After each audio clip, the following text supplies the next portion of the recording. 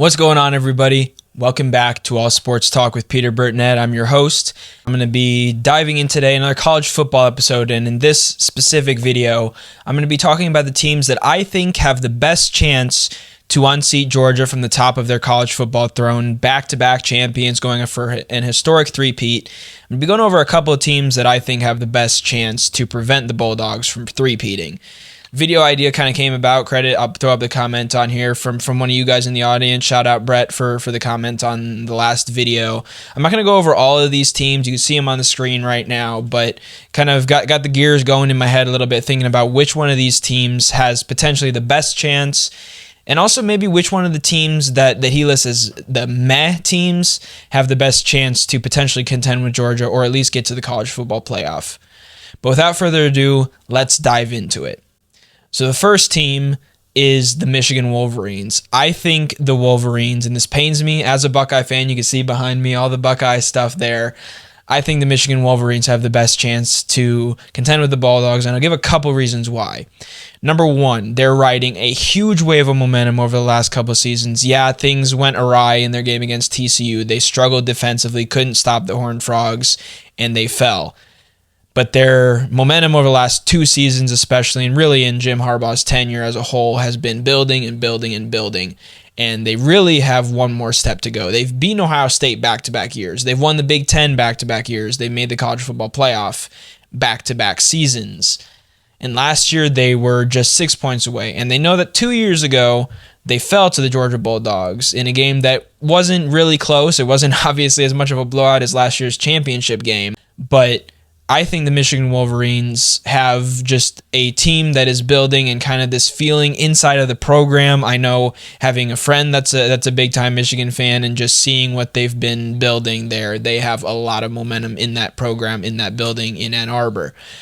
And some of the leaders for that is at quarterback. When you have a returning starting quarterback, sure, he split some time last year with Cade McNamara, but J.J. McCarthy is a leader at the quarterback position. And really the key thing for him is playing smart. There's a few teams around the country that are similar in this aspect, that they have a couple of really, really talented running backs. And those guys obviously are Blake Corum and Donovan Edwards. Both of those guys just gashed really all defenses in the Big Ten, especially the Ohio State defense in that game. So with those two guys in the backfield, as long as McCarthy isn't making bad decisions and throwing interceptions, and sometimes that isn't even always just JJ's fault. Sometimes it's the receivers, or it's really good coverage by the defense, like that game against TCU that they lost. I think he threw a couple of interceptions. At least one went for a pick six, if not two, if I'm not mistaken. So if he can avoid those mistakes, that's what's the key for J.J. McCarthy, because he's got a couple of good weapons as well. Cornelius Johnson, Roman Wilson, Darius Clemens are the expected starters, and A.J. Henning is one of the other options, among others as well. And so the offense is pretty set in stone. They've got three starting linemen returning, and so they have a pretty cohesive unit, which is obviously always very important. Defensively, they've got a couple of guys who didn't start a ton last year. They've got Braden McGregor and Mason Graham, a senior and a sophomore, who are both expected to make big contributions at end and tackle. And then the two starters are Chris Jenkins and Jalen Harrell. Both of those guys are returning starters on the defensive line, and they are really a big part of a defense that ranked sixth in the country nationally last year in total defense. So it starts at the front on the line of scrimmage. On the reverse side, that's where Michigan dominated Ohio State, really, for the most part, was at the line of scrimmage. You see some of those big plays, but really what sets the tone for those plays is the line of scrimmage. And so the Wolverines do a tremendous job on that, both offensively and defensively. They've got a couple of really good linebackers, Junior Colson, Michael Barrett. And then in the secondary, Mike Sainristil, I feel like I always mess that up, but he's an incredible nickelback and kind of leads that defense. He's coming into his senior year. I think he was a former wide receiver, if I'm not mistaken. I might be wrong on that. So he's a tremendous leader for the secondary. RJ Moten and Rod Moore are a couple of others returning DB starters. And So going over names doesn't always tell the full story, but when you look at the stats that Michigan had defensively and the way that they were able to limit Ohio State, because it's not like that game was really a shootout. I think Ohio State, only had 23 points in that game. They weren't able to do much even with a high-powered offense with guys like C.J. Stroud at quarterback and then receiver just trio or whatever, even deeper than that, of Marvin Harrison, Emeka Egbuka, Julian Fleming, among others at wide receiver. And so they were still able to shut down the Buckeye offense for the most part. And that's the biggest game for Michigan, really, as those of us who are in the Michigan-Ohio State rivalry know. That is the key game to win every year. And Michigan's done the last 2 years, and the game being in Ann Arbor this year, the additions they have coming back, some of the questions that Ohio State has that I think I'll probably dive into maybe in a different video, focusing specifically either on the Big Ten or on Ohio State by themselves. That'll be something I dive into in a later episode as we approach the start of the college football season. But that's the team that I think has the best chance. There's a couple of other contenders for the teams that are kind of expected, I would say, to compete. I mentioned it in my last video, and I think I'll dive into them a little bit more here in this one, but I might even save it for another video to really dive into the Alabama Crimson Tide. And I know they have some questions. It was mentioned in that comment that I popped up at the beginning of the video talking about their questions at the quarterback position. You look at that, sure, they don't have Bryce Young returning at quarterback, but they have Ty Simpson, who is a true pocket passer, former 5-star recruit who will be competing with Jalen Milroe for the starting quarterback position. And Alabama's offense has become a lot more passing than it was back when they were winning a lot of their titles. Their more recent titles, like the one over Ohio State a few years ago, was very high-powered offense. But it's gone away from the years of having, Mark Ingram in the backfield or just that rotation of backs, Derrick Henry, that they continued to produce over the years. But Alabama, I think they're in a good position because they've got Texas at home, who I think they can win against, and their toughest road game is, they play at Mississippi State, at Texas A&M, at Kentucky, and at Auburn. I don't see any of those really being a challenge for the Crimson Tide. Maybe if Jimbo Fisher can turn things back around for Texas A&M, maybe that's a challenge. It's not easy to win at Kyle Field, but I think Alabama really runs the table because they get LSU at home, they get Tennessee at home, and they get Texas at home. I think an undefeated regular season is not out of the question. And they lose a generational guy on the defensive side as well, Will Anderson. But I think starting in the secondary, really, with a couple of really good cornerbacks in Kool-Aid McKinstry and Terrion Arnold, if they can limit teams' passing attacks, Alabama is, I would say, consistently able to, just because of the size of the guys that they have on the defensive line for the most part, and the skill and the speed, they're able to shut down a lot of teams' running games as well. So I think toughest tests for Alabama before they get to Georgia in an SEC championship game would be that third Saturday in October against Tennessee, and then 2 weeks later after a bye against LSU, who LSU returns a lot. They've got Jane Daniels at quarterback. They got 5 offensive linemen. They got a lot of pieces around the team that are returning. I think probably adding a couple of transfers as well, like most teams do now. So LSU is no pushover. But the fact that game is not at Death Valley this year, and also the fact that Alabama will be motivated by losses to both of those teams, to Tennessee and to LSU, both last-second losses. I think we forget about that. I might have touched on this briefly in the last video, I know I did, but just thinking about that, Alabama's 2 losses last year were by a combined, 4 points. One was in double overtime on a 2-point conversion when Brian Kelly risked it all to go for the win. And I'm not saying a loss like that can't happen. Tennessee, obviously, with all the momentum that the Volunteers had, was a game-winning field goal, last-second field goal to win that game. So Alabama has a chip on their shoulder, I would say, based on what happened last year and missing out on the playoff in 2 of the last 4 seasons. So I think Alabama is also in that category, and they would obviously have a chance to get to Georgia before Michigan would. In an SEC championship game, Alabama against Georgia, boy, that would be another good matchup between those two teams. And it's possible both teams still get into the playoffs regardless of how that game goes. But with that said, there's one other team that I want to dive into because I think they have the guns to potentially compete with Georgia on a level that really one team could last year, aside from, that sleeper game against Mizzou and a game where Tennessee was able to do pretty well defensively but just couldn't get their offense going. But I think the Washington Huskies out of the Pac-12 are a dark horse team. I don't expect them to beat Georgia. I'm not yet. After more thought, maybe I will go out and say whenever I make my college football playoff predictions.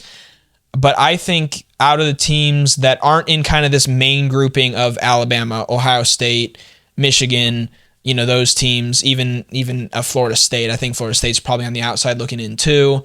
But I think Washington has the best chance. And here's the reason for that.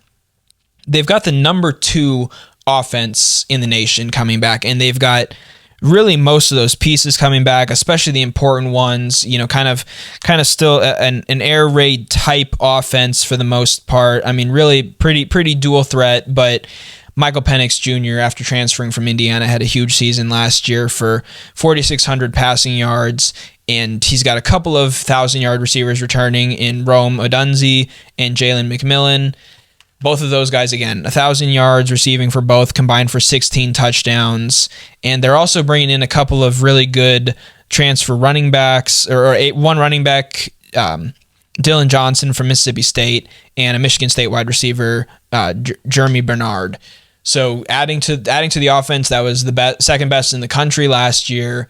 And we know that Georgia's defense is top notch. We also know that their offense, 65 points in the national championship game, and I don't expect their offense to take much of a step back at all. Even with the loss of Stetson Bennett at quarterback as a leader, they are so dynamic and multifaceted with the ground game and passing, and they got a lot of receivers coming back.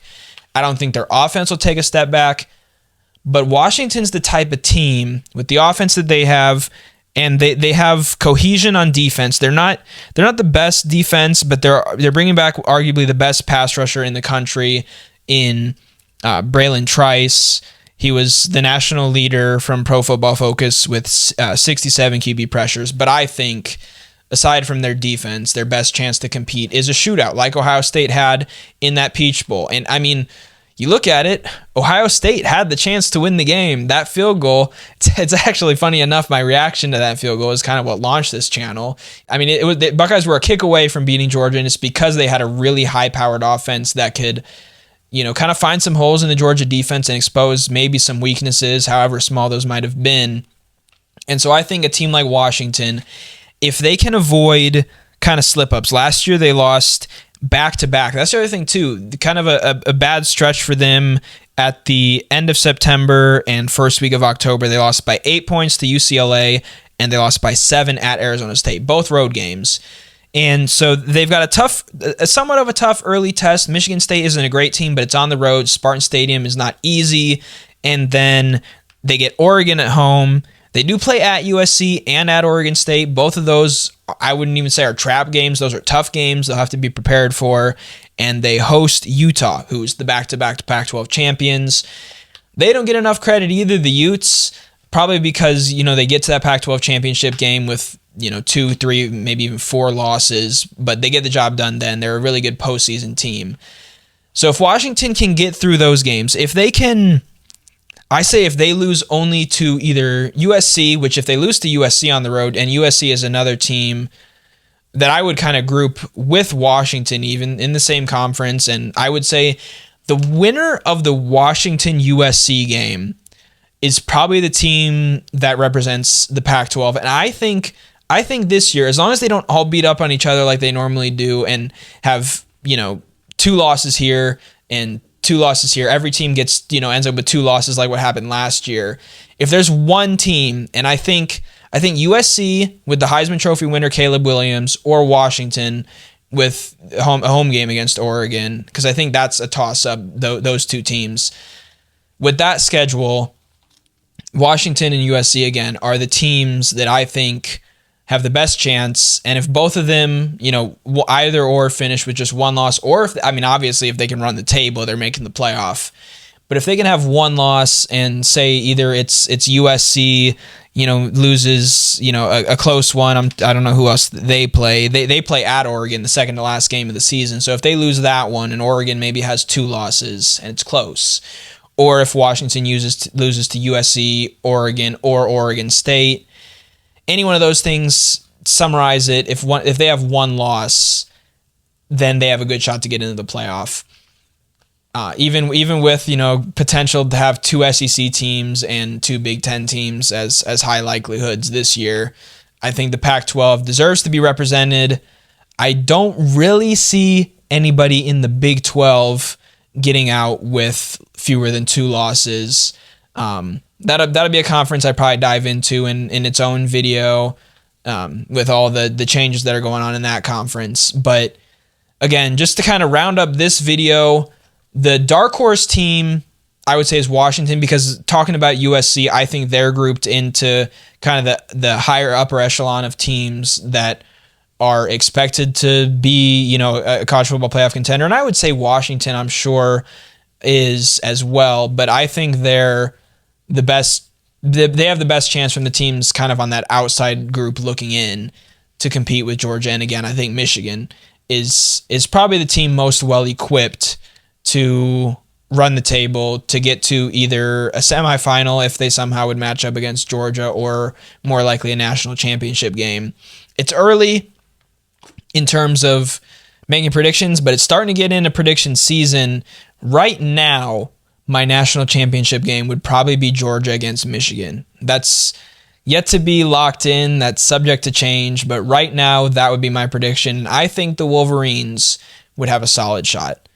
But let me know your thoughts in the comments below. Let me know. I know there are a lot of teams that I kind of mentioned or briefly mentioned. Let me know which one of those teams you think have the best chance. Let me know if you think maybe I'm off my rocker here with some of these thoughts on Michigan, Washington specifically. Went a little bit in depth on Alabama. But if you've watched the end of the video, thank you so much for taking the time to check out All Sports Talk. And if you've enjoyed, please leave a like, subscribe to the channel, comment your thoughts, and have a great rest of your day. Enjoy your 4th of July. Celebrate the USA, and have a great one. It's Peter Burnett signing out. Peace.